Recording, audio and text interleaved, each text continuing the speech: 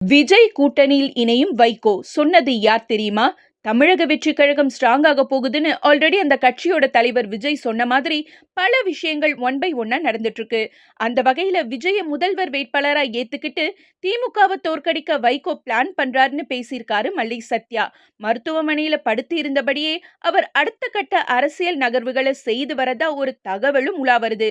கடந்த 2016ஆம் ஆண்டுல மக்கள் நல கூட்டணியை உருவாக்கி திமுகவை ஆட்சிக்கு வரவிடாம தடுத்த வைகோ மறைந்த கேப்டன் விஜயகாந்த முதல்வர் வேட்பாளரா அனௌன்ஸ் பண்ணி தேர்தல் பணிகளை மேற்கொண்டாரு.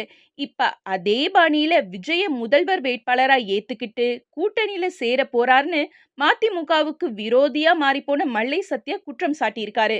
ஆக்சுவலி மதிமுக இப்ப திமுக கூட்டணியில தான் இருக்கு.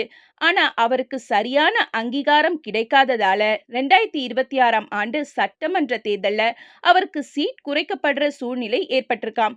சோ தன்னோட செல்ஃப் ரெஸ்பெக்ட காப்பாத்திக்கவும் இளம் தலைமுறையினரான மகன் துரை வைகோவுக்கும் விஜய்க்கும் இடையில நல்ல பாண்டிங்கை கிரியேட் பண்ணணும்னு பிளான் பண்ணியிருக்காராம் வைகோ.